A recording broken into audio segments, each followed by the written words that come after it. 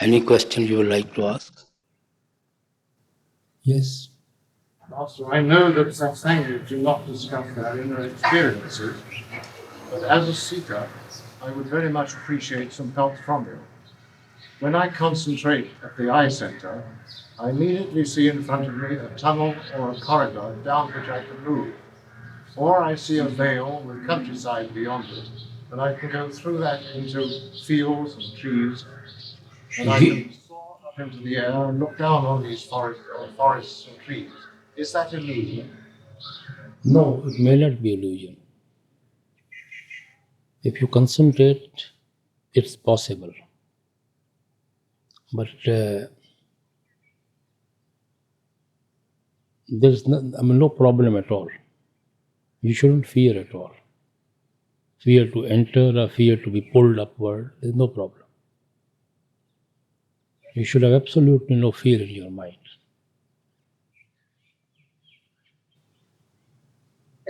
Yes. Roji, I have a couple of questions. The first is that it says in the books that one should not criticize or praise other people.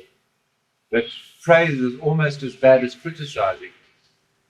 Could you comment on why it is important not to praise? Because No, the word is not praise. The word is sycophancy.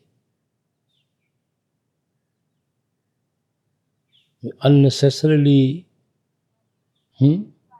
flattery. That is what it means.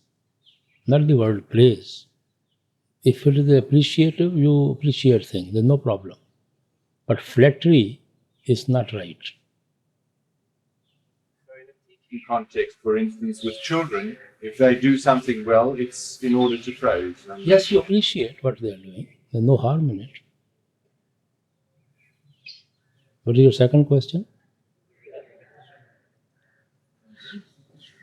I got a very strong feeling yesterday that we here come to almost like a mystery school. I use the word mystery in its archaic sense. And that the disciplines that are imposed on us, the outward disciplines even, that are imposed on us are very much a learning process as well. That helps to weld us into the kind of direction and perfection that is expected of us inside. So that all of this, the fact that everything is done to bells, and that we are expected to sit in a place that has been assigned to us, and when we go into the dining room, that we must go to a place that has been assigned to us, and so on, it's all part of the discipline of the learning process. What's the question? Is this just a mind thing, or is it?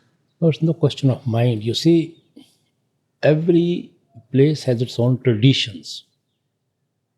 And we should respect those traditions when we go to that place. In your country, you have own way of living. In India, we have our own way of living. In guest house, we have our own way of see what we expect guests to behave. In your countries, you see, when you go to your own hotels and 5 stars, you have your own way of behaving. So you can't force that type of living or that type of behavior here in the guest house. We want to preserve our own Indian traditions and sanctity of the place. Some people I know resent too much discipline in the guest house.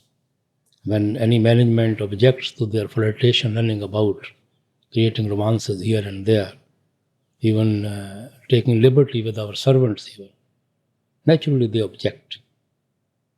But these are not our traditions.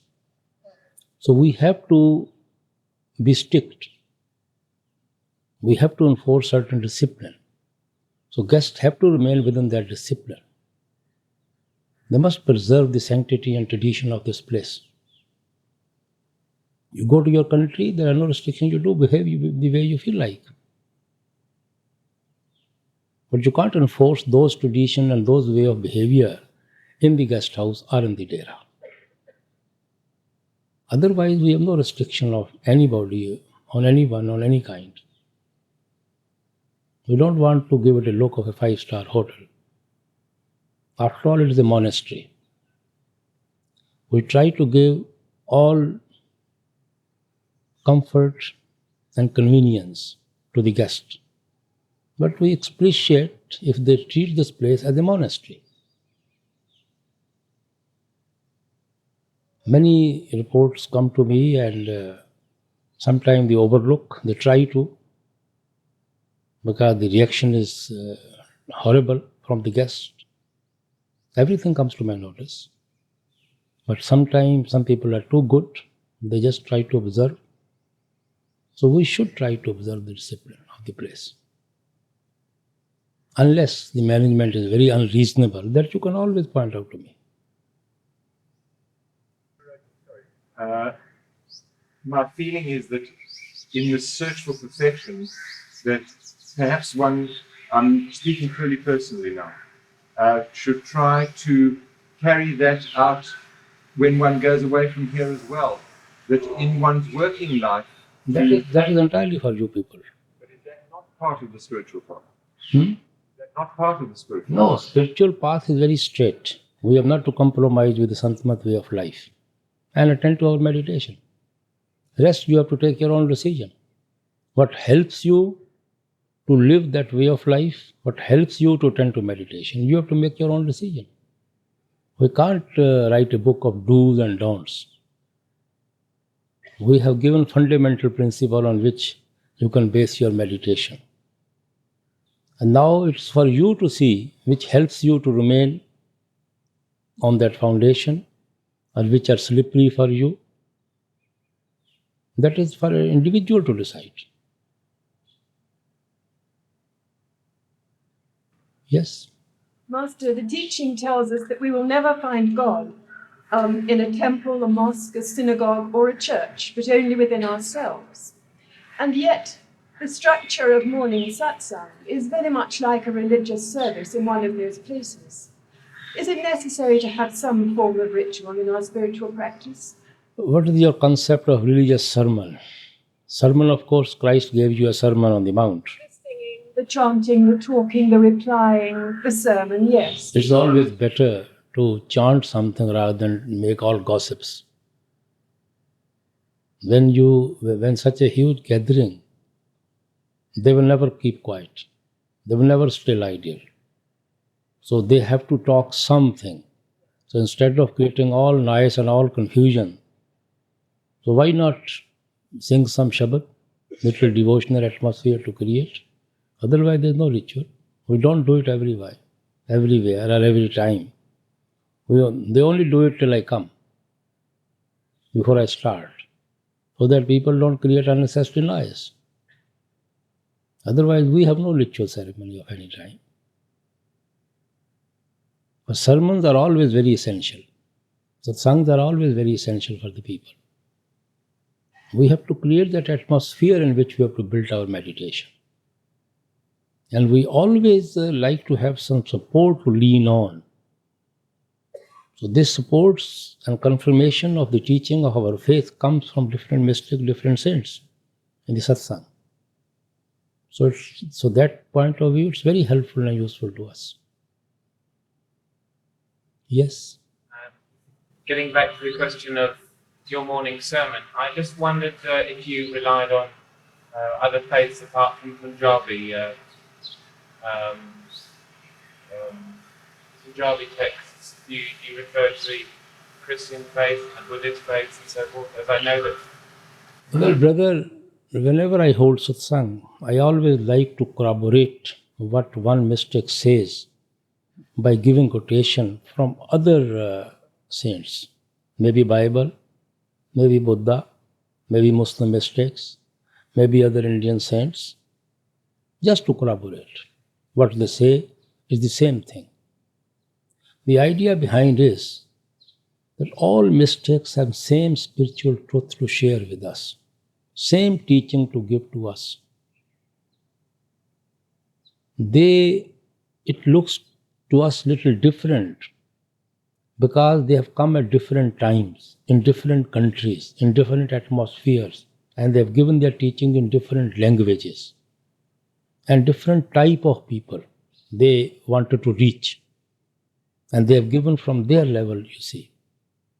So sometimes it looks to us a little different. Otherwise, the spirituality at the base of every religion is same. And every mistake harps on the same tune. But I still feel, when I've been to Jerusalem and various other holy centers, I still feel an alien amongst Punjabi crowds. Still feel as though I'm not part of the meeting going on because of my lack of understanding of what you're saying and the atmosphere. Well, whatever I am saying, they are all printed in our books. They were all practically translated. And the same thing we are discussing here every day. I don't say something different there or different here. It's the same thing which we are harping upon every day. Same teaching. You see, it's a common sense. If the Lord is one, and He is within every one of us, and He has made us all alike, so naturally, path leading back to Him can also be one, cannot be two. If we have to find Him within, path is bound to be the same. If we try to search Him outside, then of course we are just lost in illusions. But if we seek Him within ourselves, there cannot be two ways to go back to Him at all. It is bound to be the same. So same spiritual truth, every mistake or a saint has tried to share with us.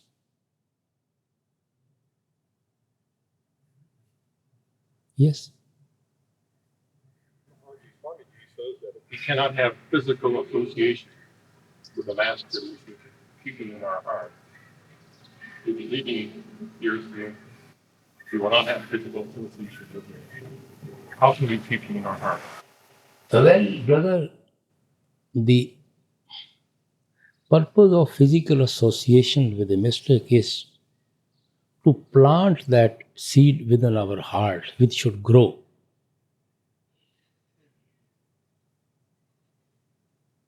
We must carry Him within ourselves. Christ said in the New Testament, in the later years, it is expedient for you that I leave, because you are always running after me now. You are not attending to your meditation, not trying to follow the path honestly. But when you will be away from me, there will be no other option left with you but to follow the path in order to reach me. He said, I am going to be within you. Ultimately, you have to come unto me and I have come unto you. And I am the way. I have shown you the way. I have shown you the truth.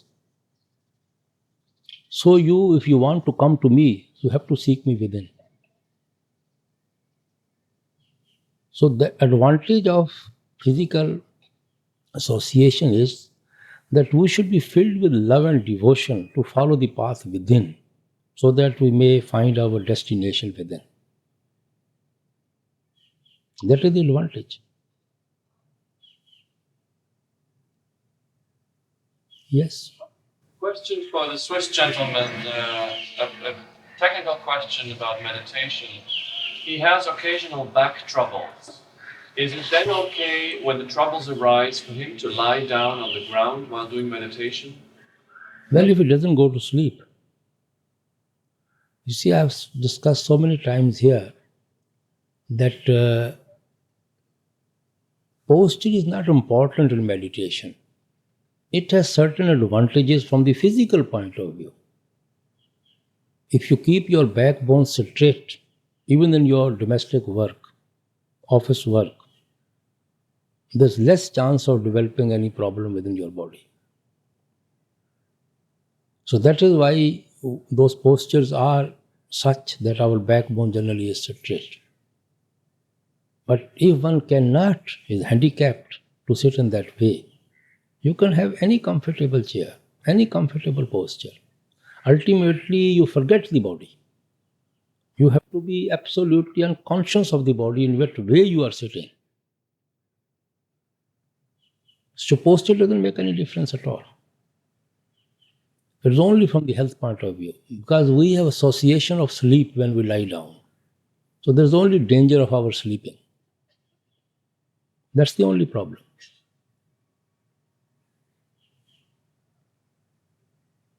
Yes? Some people say that in the West, when we have meetings to have satsang, that's not considered satsang, that you refer to them as meetings.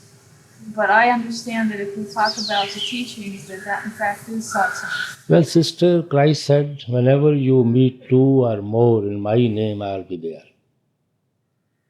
So whenever we talk about the Lord, about the God, get together in His name, then we become source of strength for one another. We fill each other with love and affection for the Father. He's always there. Yes? Is he there in a way that's different from the way he is with each individual satsangi? Pardon?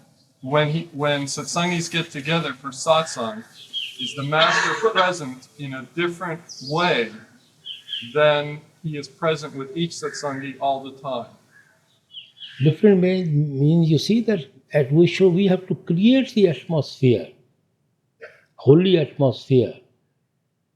We should build an atmosphere of satsang there, so that when we go back home, we can build our treasure in that atmosphere.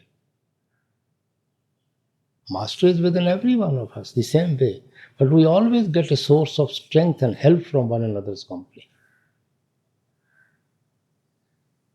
If you meet another devotee of the Lord, then you associate with him, you are automatically filled with love and devotion for the Lord.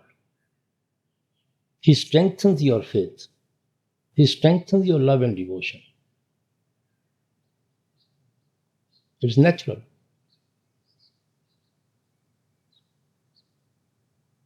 Yes. Is it possible that a satsangi would ever come back in the form of a child only long enough to influence their present parents to become satsangis? Well, if the seed has been sown once, it will not go waste. It is bound to sprout.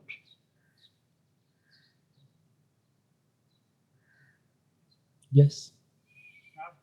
This will be me and my wife last satsang, and we just want to thank you and the Sacred Heart and self for the beautiful atmosphere we have received in the last 4 weeks.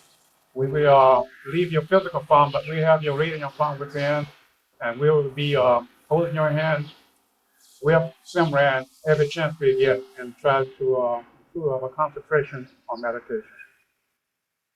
Well, brother, it's a very noble idea, what you are saying. Because you see, teachings should not remain confined to the literature or to the tapes or to the meeting. They have to be imprinted on our heart. We have to live them. We have to follow them. That is the object of all these books and literature and the meetings.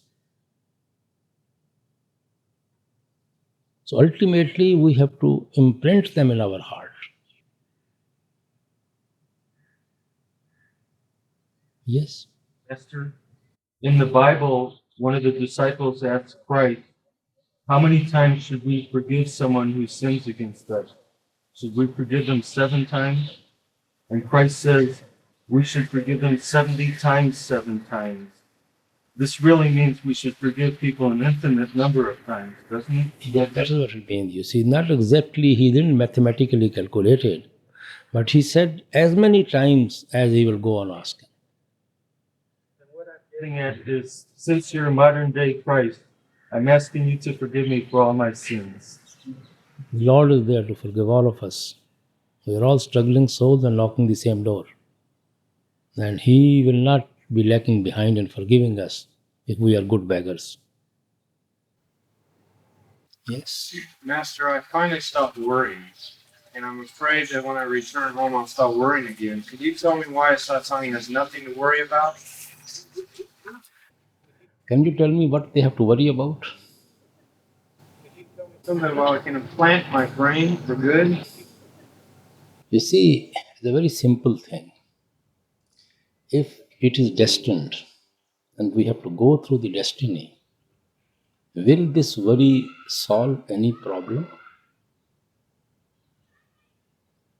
If this worry is not solving any problem, then why punish ourselves? Worry can be of many nature, many kind. But it depends upon the individual what problem they have. But general attitude is that things are destined and I have to go through it, good or bad. And then why worry? Why not solve those problems, face those problems, live those problems, instead of unnecessarily worrying about them? I spend most of my time worrying about things that haven't happened yet. I just worry for the sake of worrying or something. I think it's a habit that I had and I got rid of it while I was here, and I'm afraid that when I... You see, we definitely get into the habit because we worry so much that ultimately it becomes our habit. So if you want to leave the habit, so start leaving the worry. You may be able to get rid of the habit. The other problem is that my whole family worries. I'm around them all the time, so I think that might be a problem. Well, brother, it's not only your family. I think everybody worries in this world. Either we are worrying about the past or we are worrying about the future, but we hardly live the present. It is with everyone. So try to rise above it. Yes? The Shabbos that they sing at the morning satsang, are they songs or poetry or the songs in the morning satsang, the Shabbos? Which they sing? Yes, you see, they sing from some Shabad from some mystic writing. It may be any mystic, any saint. Generally, it is poetry. Because you don't sing prose. You only read the prose. You can only sing the poetry.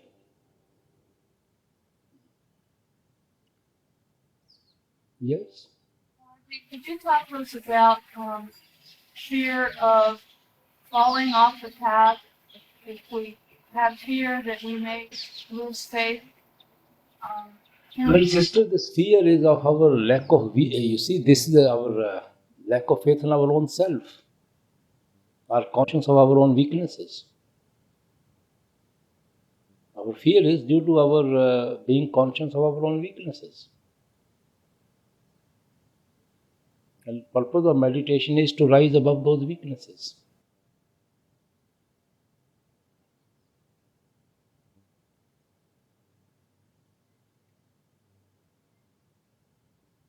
But normally human failings or human problems are same. There's not that much difference. Yes, please. I'm sorry to interrupt you. Some of us here, I think, are involved in the conduct of satsang in our own countries. And we're called upon to speak in satsang. Could you give us some suggestion or advice? I think you should be guided by your representatives.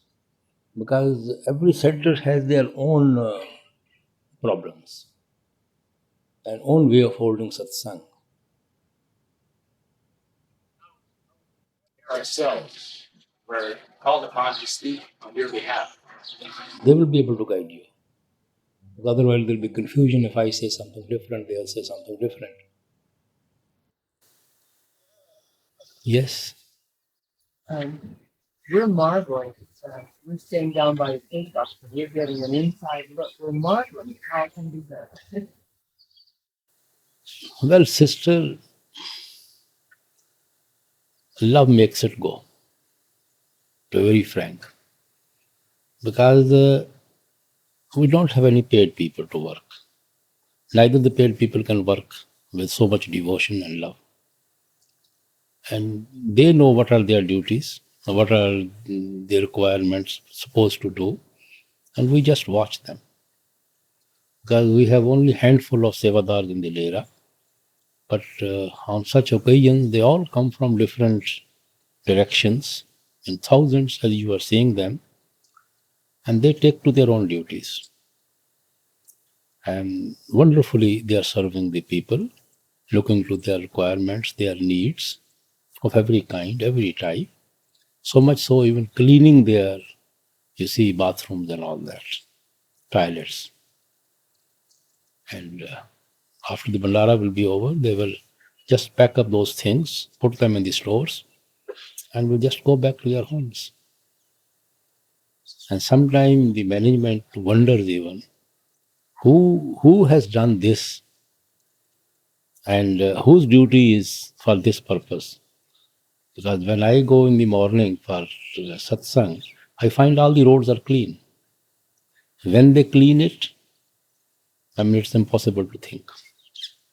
Otherwise, so many people moving about, naturally, roads can't remain clean, and especially our eastern habits. But still, by His grace, everything is going on. And then langar, you will see it. You may have got a chance to visit the langar. People are being fed. They cook, they serve,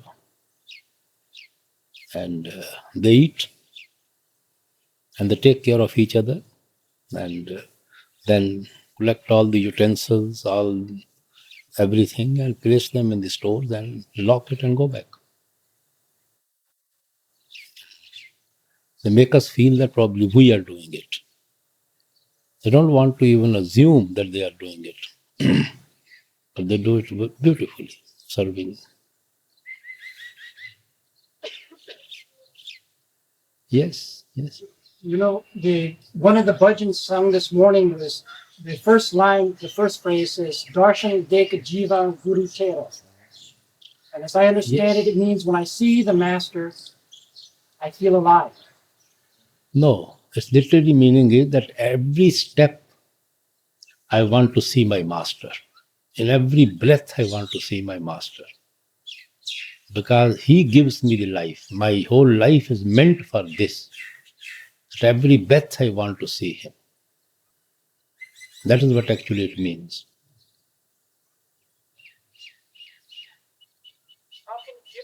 Can you give that to a person when they just ask?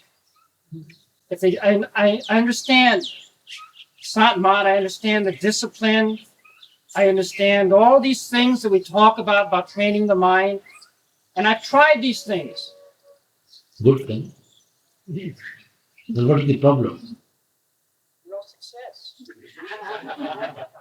Well, don't worry. When we are knocking at his door, he is more conscious than us that we are knocking. It's for him to open, and he's not unconscious what we are doing.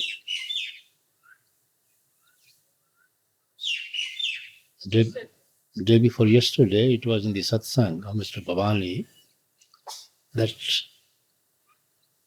even if you don't get anything, keep on lying at the door of the house. Someday it will open. Problem is that I make everybody miserable around me in this lying at your door. Because you know this is wonderful. This is such a marvelous opportunity. It's such a privilege for the soul. Then why make them miserable and make yourself miserable? Feel happy and make others happy.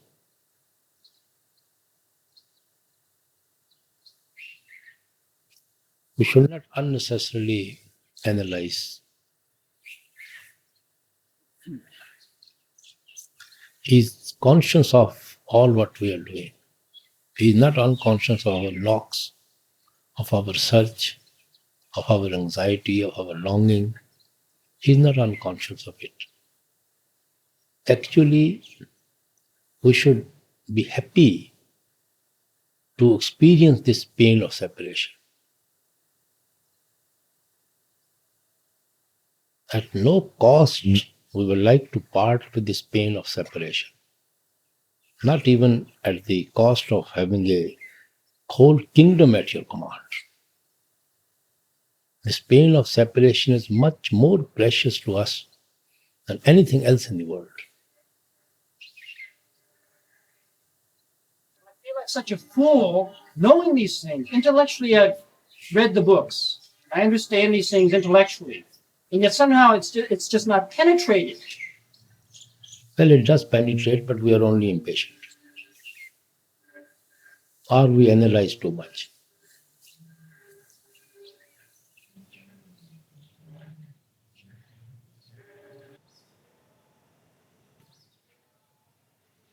Yes. Well, Raji, it's a little hard to explain, but when I miss my meditation, I feel terrible. And when I do my meditation, if I don't concentrate and I let my mind wander, I feel the same way as if I brought home a bad report card to my parents, you know. And I feel pressure. And I feel like my mind's rebelling because it's pressure that I'm under. And if I wasn't... Brother, it is better to attend to meditation and feel miserable rather than not attend to it and feel miserable.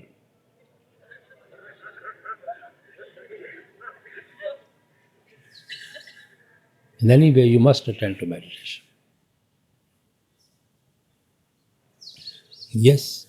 The large crowds outside remind me of my mind. Everybody's trying to organize all these people, and in our mind, we're trying to do the same thing. And I'd like to beg you to give me enough strength and motivation to keep on organizing my mind so that I can attend to my meditation. What is the comparison of the mind with the multitude? Well, if we look at it, it looks like such a big mess. All these people. And if I look at my mind, it looks exactly the same. People are more organized than the mind. People are better organized than our mind. Anyway, just attend to meditation. Yes. To explain how the physical master and the radiant master, what their relationship is. I mean, do they relate to each other, or are they the same thing? There's no difference at all. The same. Because this body, everybody has to leave. And that master always keeps us company till eternity. But unless this body is there, you will never know about that Shabad master. You will never be able to reach to that level of the Shabad master. It's the same thing. But, yes. At this level and at that level, then it's the same thing. We have to need a physical master at this level. At that level, we definitely want guidance from the Shabad master. Because only that master will lead us within. But without the physical master, we will never be able to reach to that level where we can be led by the radiant form of the master.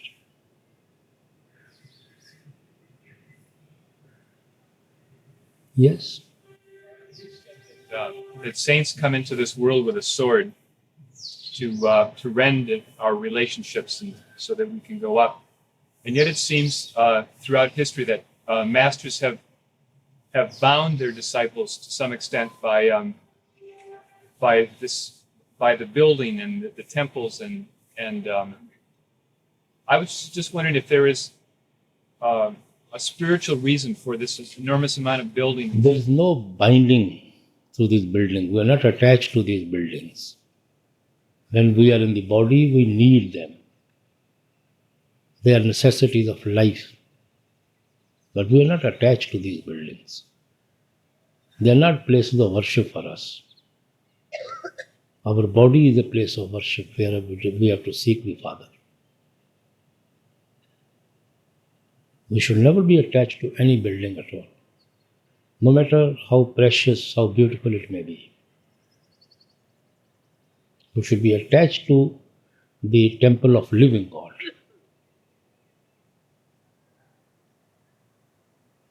These are the necessities of life, you see. When 1,000 people sit together, they need some roof on their head. When more than 1,000 comes, you have to enlarge the roof. You have to enlarge the catering department. You have to enlarge the space to make them sit. So these are the necessities of life. But we are not attached to these things. They are not places of worship for us.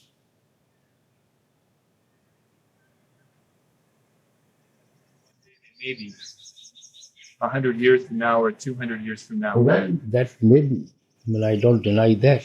Because this is our mind, which always find excuses to worship Him outside. That is why mystics come again and again to remind us that you are not to worship these buildings. Worship the Father in spirit within yourself. That is the purpose of the coming of the saints. We definitely get to outside rituals, outside ceremonies, attached to the outside temples when the mystic departs. Because the living guidance light is not there. So we get to these attachments. So we try to arrest their teaching, you see, in these groups, organizations.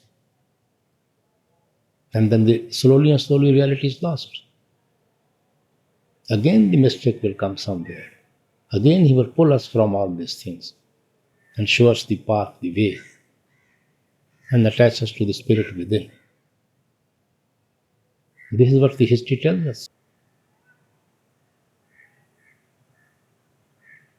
Yes? Maharaji, sometimes I get very depressed about my failings and my shortcomings and the way they come between me and loving the Master. What kind of attitude, a proper attitude I should have about my dealing with my own faults and my shortcomings? Sister, there is no harm of being conscious of our weaknesses. Unless we are conscious of them, we will never try to get rid of them. But we should not unnecessarily go on building over it.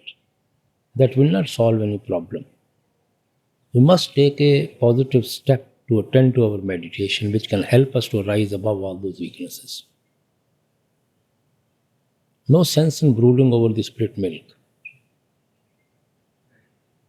Whatever has been done, has been done. You can't undo it now just by thinking about it. You can undo it by attending to your meditation. You can repent for all that by attending to your meditation. If rust is there, you have to rub against the sandstone. No need of cursing why the rust is here. Be brave and rub it on the sandstone. We analyze too much with ourselves and always brooding about our past, about our weaknesses. There's no harm in that, but we must take some positive step also to rise above them. Yes? What if year after year we're these kinds of Pardon? What if after so many years of effort, these weaknesses are not getting any less at all? No, I won't say that by meditation we have not been able to get rid of our weaknesses to any extent. We definitely get rid of certain weaknesses. But before meditation, we were not conscious even of those weaknesses. We used to take pride and pleasure in those weaknesses. Now we have become conscious, more conscious of those weaknesses. So they look to us Himalayas now. If you are sitting in a dark room, you don't know what is moving about in the space. a little ray from the ventilator of the sun comes in, you see so many insects and so many things moving about in the space. Because that little ray has made you conscious what is there in the darkness. So similarly, when the ray of meditation comes in us, love for the Lord penetrates into us, then we become too conscious of our these weaknesses. Before that, we were not conscious about them. Not that they were not there, not that they have increased. So it's better that the ray has come, and better that we are more conscious about them, so that we can get rid of them by attending to meditation. Yes. Yeah, that it's the master that has to do that. I mean, they do seem like Himalayas and beyond our capability. Well, brother, if a child has to look to the Himalaya from the ground, it's a huge thing for us. If the same child goes by aeroplane up in the sky, Himalayas looks like a small, very small thing. The more higher you go, the more smaller it will look to you. So let us go higher so that all these things should look to us very small. We don't look to the grace of the Father. He can do anything. Since we are on the ground and we look to these weaknesses, definitely they look to us Himalayas. But when with the help of Shabad and Naam we try to rise above, then they become insignificant to us. We are so high that they hardly matters to us at all. And I understand that we have to clear most of our destiny karmas before we are given this. Pardon? I understand that to be given the Shabad, the real Shabad, we have to clear most of our destiny karmas first. And So not that we have to go through the destiny before we can be given Shabad. We have to attend to Shabad while going through the destiny. Destiny lasts till our end. We have to wait the destiny to go and then attach to the Shabad. It's impossible. We have to attend to our meditation while going through the destiny. somebody who's young to be given the real Shabbat to meditate. What do you mean? I'm not following your question. Somebody who's young, that he still has, say, 13, 14 years in this world. Yeah. It is possible that he will be given the real Shabbat to meditate. I mean, You see, he has to understand what what Shabad is. He must understand what Shabad is. He must be matured enough to understand the necessity of it.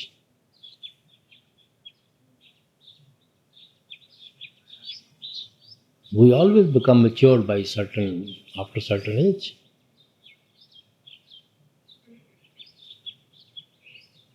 You definitely are much better to understand certain things than when you were just a child. So a lot of maturity comes to us with our age, with our experiences. avoiding the sensual pleasures and things like that. Pardon? You mean by maturity, avoiding sensual pleasures? No, I mean, we have to become at least mature to understand what Shabad is. What is the necessity of Shabad? Why should we attend to that Shabad? Why we have to go back to the Father? Attain that maturity already. I mean, from my perspective, I feel I already understand the importance of attaining that. Then what is your problem? Yes, attend to meditation. No question of 14 years child then.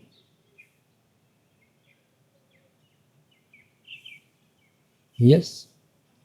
Master, you've often said that it's expedient that I leave you now, But if separation doesn't help us, would that be an indication that we can try and be nearer?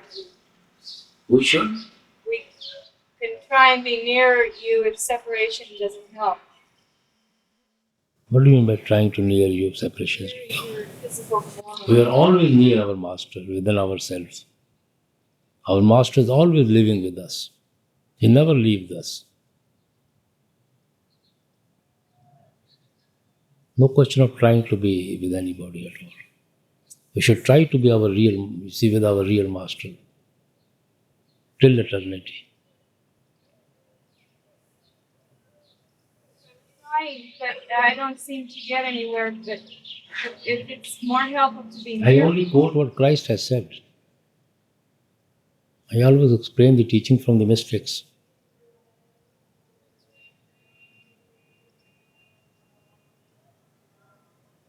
Yes. Master, is it only our concentration that stands in the way of our seeing and hearing you inside? Pardon? Is it only our concentration that stands between us and you inside and also hearing Shabbat? If we concentrate properly, will we hear you and see you then, or does other things get in the way too? There's maybe karmas that stops us from seeing you. Of course, karmas are also there, but how will you concentrate if the karma is in the way? We should do our best and then leave everything to the Father. We shouldn't try to analyze too much.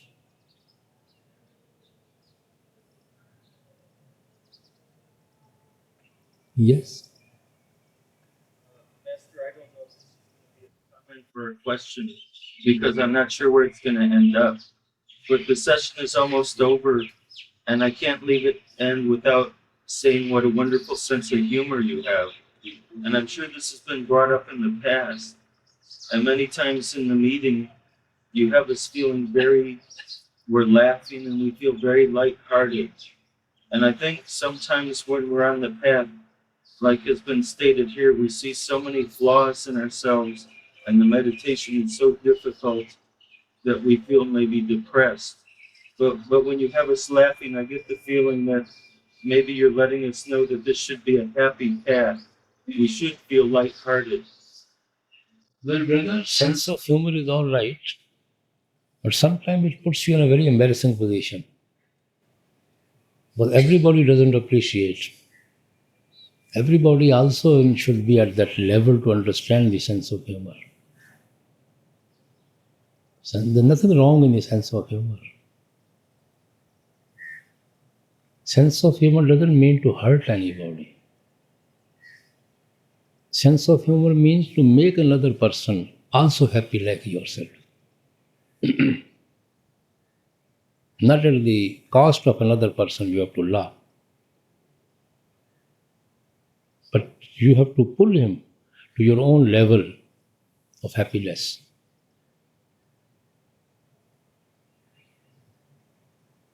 Yes. Forgive me for being like a pest on this, but I want to be able to continue with a clear mind. And you've requested that I not analyze and I just meditate.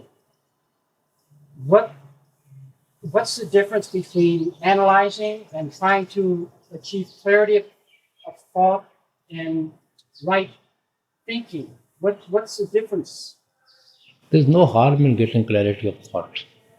But unnecessarily go on brooding whole day for nothing on the same subject and analyzing it so much that it leads you nowhere.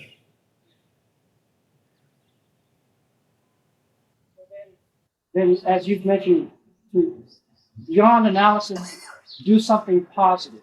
Is that a good advice? We should always attend to positive things rather than brooding unnecessarily over the past or over anything.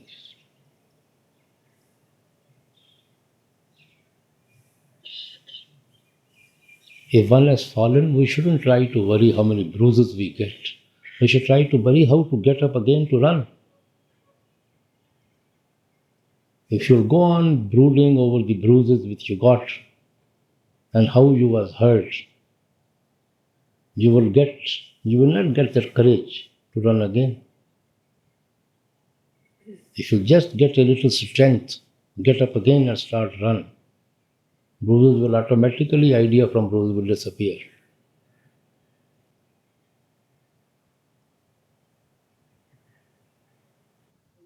Just for getting the courage. I'm missing something. Meditation.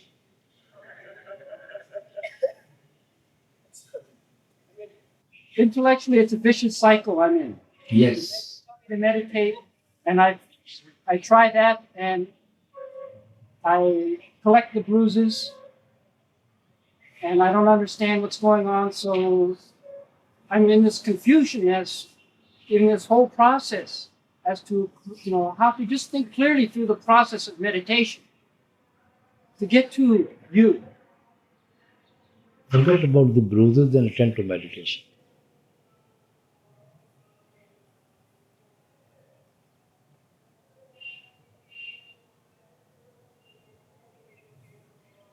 Yes.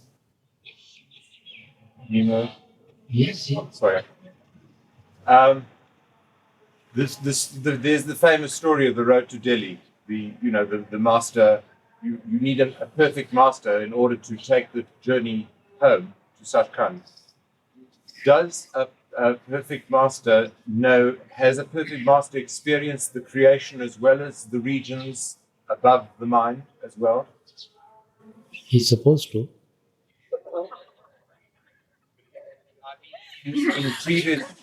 In previous lives, or just, I know that the perfect master will know the whole of creation, but have they experienced the creation?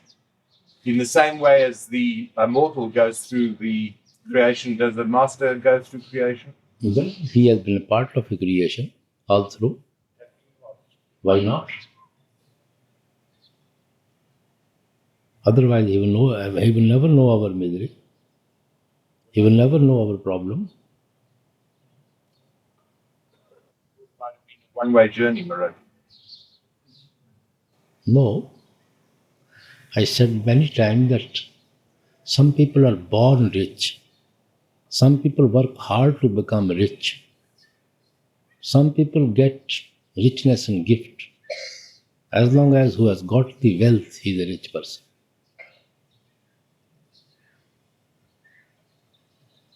Beggar is only concerned with the wealth of the rich person.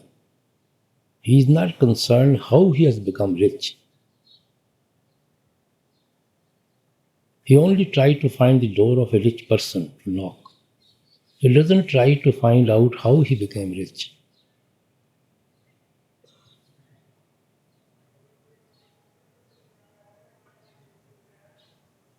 Yes. Oh, this is my last question. What kind of heroism is required? Talking about courage, what kind of heroism is required then in our meditation? What type of? Heroism. Heroism? We should try to be regular and punctual as much as we can. As a matter of routine, as a matter of duty. And attend to our meditation without any excitement to see anything. It should become a part of ourself. It should become a part of our daily routine. Then automatically it will start reflecting in our daily life.